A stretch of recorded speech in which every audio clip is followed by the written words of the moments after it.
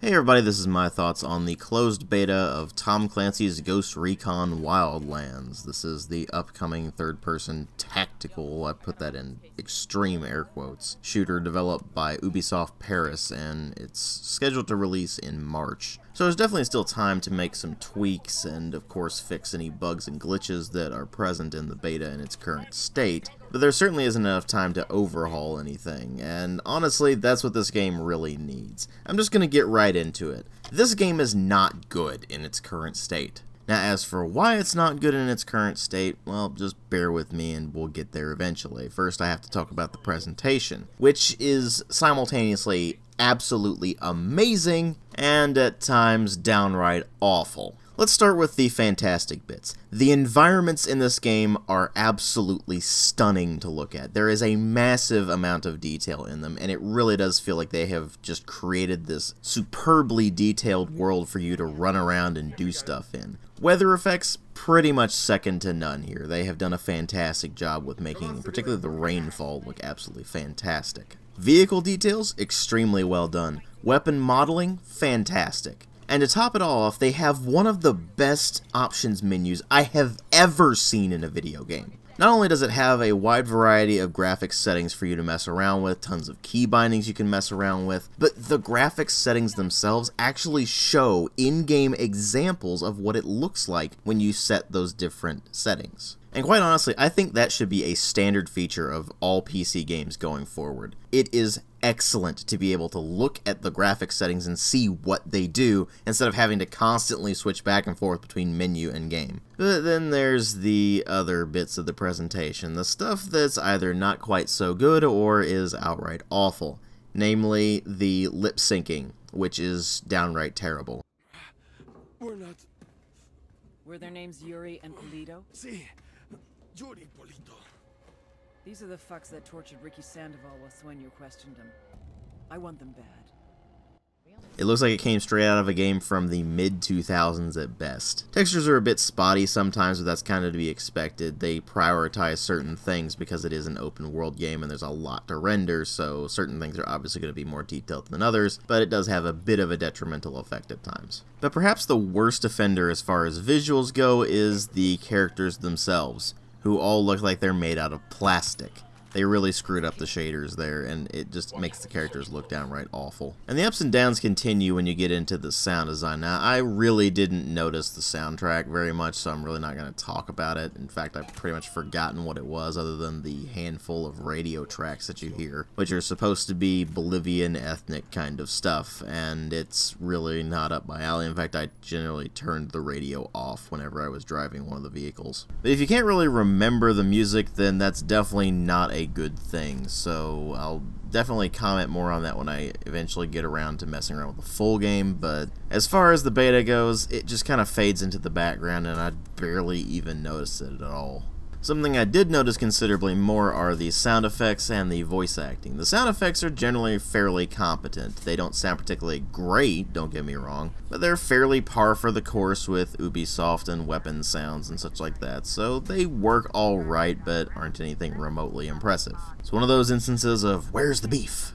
Especially when you have such cheese to go along with it as the voice acting, which ranges from actually fairly good from the voices of you and your squad, where you're making call-outs that are surprisingly dynamic, your characters are actually cussing quite a lot and really reacting to what's going on around them. It really does help those characters to come alive a lot more, considering that you don't really get to know them during the course of the beta. They're just there and you're completing missions together. So we'll have to wait and see if they flesh those characters out more in the story department later on in the game, but as it stands, most of their character is derived from their voice acting, which, again, is rather good for the squad. For everyone else, it's pretty hit or miss. Most people are speaking Spanish in the world around you, but the ones who speak English often do so with a completely ridiculous accent. It is really hard to take what they're saying seriously when you can barely even understand what they're saying in the first place. Luckily, that particular end of the spectrum is extremely few and far between. I mean, the only one that you're really going to run into that's problematic is Pat Katari, who just has a completely overdone, ridiculous accent. But luckily, he's pretty much the exception. The rule is generally fairly solid voice acting, and ultimately the presentation just ends up being something of a mixed bag. But of course, what are ultimately going to make or break this thing are the story and the gameplay. Now, we didn't get much of the story in the beta. We got the setup, and that was kind of it. The basic idea is that you play as a Special Forces squad that's sent into Bolivia to take down a fictitious cartel that has taken over the country. Like I said, we didn't really get much of the story within the confines of the beta, so there's really not much to talk about right now, but suffice to say, it's a fairly flimsy setup. I am curious where they're going to go with the plot, because what they've got right now is just the basic setup, which isn't really all that interesting, honestly. And really what we get in the beta is just so piecemeal that it doesn't really give us a comprehensive idea of how the story is going to turn out. So we're just going to have to wait and see what happens in the full release when that comes around. Suffice to say, though, the missions that you go on during the course of the beta really aren't all that interesting. The thing is that it's not so much from the writing department, which certainly isn't all that great during the course of the beta anyway, but rather it's the gameplay that really drags this thing down. What you basically have here is a low-rent Just Cause. They try to pass it off as a tactical shooter because they give you a squad that you can order around in the single-player portion, but quite frankly, they're dumber than a sack of hammers. If you aren't constantly giving them orders, then they will actually end up wandering off and just taking cover behind something. And then when you inevitably get into a firefight, they're too far away to help you out, and they take absolutely forever to get anywhere near you. So by the time they finally get to you, you've been downed, and it's like, oh, well, I guess we gotta go revive the leader now. But they do this without any regard for what's going on around you. They don't try to eliminate the guys immediately in your vicinity. They'll just revive you, and then when you get right back up, you just get mowed right back down again. This incredibly dumb friendly AI just ends up being a massive detriment to the game, and it's a lucky thing that the enemy AI really isn't that much smarter. They do have two distinct advantages over you and your friendly AI companions, though. One, they are laser accurate, no matter what the distance is. Two, they can see you through the foliage. So while you can't see through the hedges that are in front of you, they can see through them just fine and will shoot you through those hedges like it's nothing. It is ridiculous, it is cheap, and it is downright infuriating. And keep in mind, that's on the second highest difficulty. The normal difficulty, which is right below this one, is actually so incredibly easy that you will have to switch it over if you want anything remotely resembling a challenge. None of this is helped by the fact that the tactical system in place for controlling your squad is incredibly bare bones. The orders you get are just minimal at best. You can basically tell them to move to a location, rally on your position, or open fire on something. And I would say you could tell them to hold position, but they just do that by default anyway, so it's not like that order matters. When you bring all that together, it means that it fails miserably at actually being a tactical shooter, because pretty much the only way you're going to be able to engage in the tactics part of it is if you go online and play with up to 3 other players. Because then you can actually get some tactical action going, but it's not the kind of tactical action that you're going to think of when you think of a tactical shooter. It's not like there's a planning phase where you can map out all of what your squad is going to be doing at any given point. There's no commanding AI squad mates, there's no special system for classes or anything like that. No. This is what I mean when I say you will go into co-op and have tactical action. The music is exceptionally brilliant. This is so fucking good. The tractor music is amazing. It's just like it's smooth jazz, and I'm just running over people with the tractor. Yeah. Oh no. Okay, this is not working out.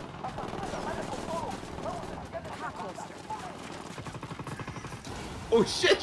What the fuck? What did you do? We're supposed to tag the thing that you. Thank you. You were not supposed to blow it. We're supposed to tag it. Secure. We'll send the location of the radio gear to the rebels. Now we need a ride. Well done, compadre. We got it right. My speech was heard all over Bolivia. It is Hey, only wanna take the a matter of technical? time Let's take before the technical. people rise up. Yeah, I think those clips speak for themselves. This is the kind of game where you go into it and you just kind of mess around with it if you're going to have anything resembling fun with it. And the main reason for that, aside from the borked tactical mechanics, is the fact that the overall game mechanics really are not very good at all. The vehicle handling is downright garbage. All of the land vehicles are really fast and they're hard to control because they just end up being really, really floaty. Helicopters just seem to have a mind of their own and they end up being incredibly slow as well, so the only real use you get out of them is, oh hey, I have to go across the map and there's a ton of mountains in the way. Because even the ones that have miniguns mounted on them are practically useless other than transportation. You try to go for ground shots with it and it just doesn't work very well. And going up against other helicopters with one is just an exercise in futility. That said, there are a crap ton of vehicles for you to mess around with, from motorbikes to tractors like you saw in that earlier clip, to minivans, to SUVs,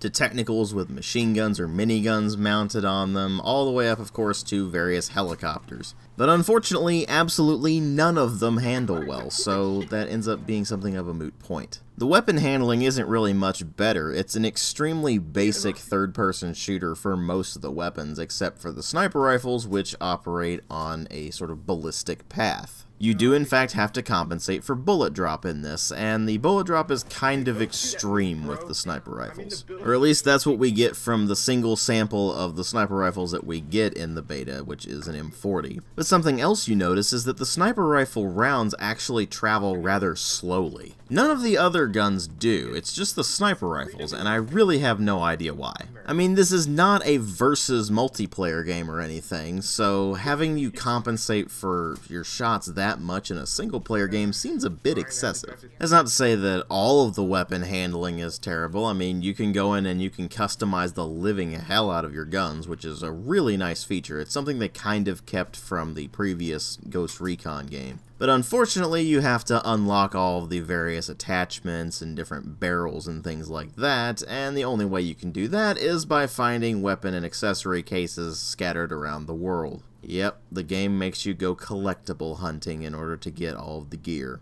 It's lame. Especially since the weapons themselves don't really handle substantially differently enough to really justify doing that sort of thing. There are a lot of weapons in this game, and pretty much all of them handle pretty similarly to one another. All the assault rifles are going to handle pretty much the same. All of the machine guns are going to handle pretty much the same. In fact, they handle pretty much the same as the assault rifles do. And the same kind of thing goes for the SMGs as well. The only things that don't handle quite as differently are the special weapons that you can get, like the grenade launchers and the sidearms. And the bonuses and detriments that you get from the various attachments are pretty minimal anyway, so it's not like you're really gaining much by blocking off so much content behind collectible hunting. Because the only way to unlock something for your specific loadout is to go find it in a weapon case somewhere. If you want to just pick one up, you can certainly do that, but you're not going to be able to hang on to that. So let's say you get into the middle of a firefight, you run out of ammo, so you pick up an AK. Well, yeah, you got an AK now, but it's not permanently added to your loadout or anything, so there's really not all that much you can do with it other than just use it as it comes. There are ammo boxes scattered throughout the world where you can, of course, update your loadout, but you can also replenish your ammunition, and that's helpful, but it doesn't really solve the problem. You're still blocking off the actual weapon in your loadout system by simply putting it behind a collectible, which is just throwing in a bunch of pointless busy work. In other words, you're basically just filling the game with junk in order to pad out space and time. Want to level up your various skills? Well, you're going to have to go around and tag the various supplies scattered throughout the area to, of course, get points that you can then spend on upgrading your skills.